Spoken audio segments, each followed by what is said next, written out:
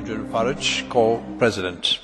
Mr Barroso, I'm confused. Help me. What is the EU's policy on Libya? You see, I got a letter on the 1st of April from the noble Baroness Ashton telling me that the EU had provided more than €75 million in humanitarian assistance, telling me that although the situation remains uncertain, the EU has offered to assist in fostering dialogue. Yet she wrote this many days after the bombing had begun. Well, that's what she's been saying, but on the other hand, we've got hard man Herman Van Rompuy, who has made it clear that regime change, that's the aim of this Libyan adventure, and he also said that the action in Libya could not have happened without the European Union, and that France and Germany could not have taken military action without first getting the support of the European Council. So we've got two big chiefs inside the European Union directly contradicting each other. Could you please shed some light on the matter and tell us what is the European Union's policy on Gaddafi and Libya? It was agreed unanimously by the Member States that Gaddafi should go. This was a point of unanimity agreement. So Gaddafi should go. At the same time, there is no contradiction with engaging in dialogue with the people we think we should talk to. Probably that was what Lady Ashton was referring to, because, for instance, we have received here representatives of the opposition to Colonel Gaddafi. Having said this, in terms of military action, in fact, it was not a decision of the European Union as such. Some Member States, in fact, namely in the Security Council of the United Nations, decided to promote, based on some kind of consensus that was generated in the European Council, to implement the no-fly zone.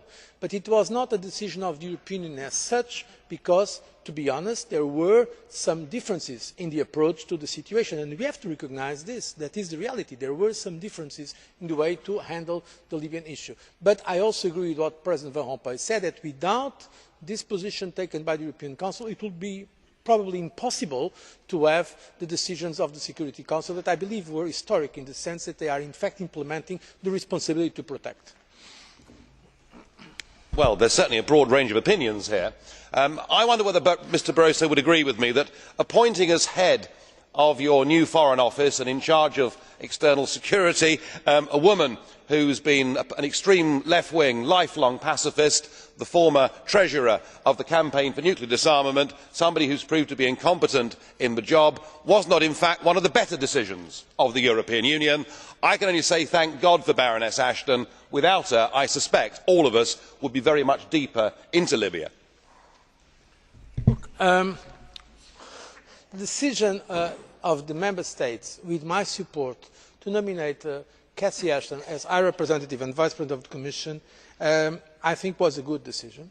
She is a very committed European. She certainly does not share your views, but I do not think that is really a problem.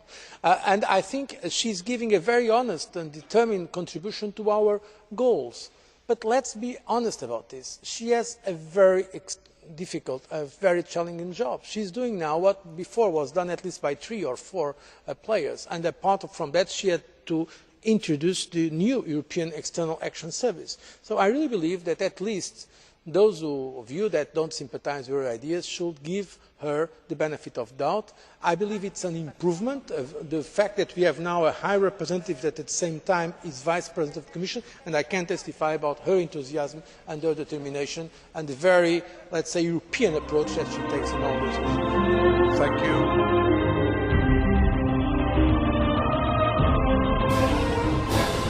I have lived in your future, and it didn't work.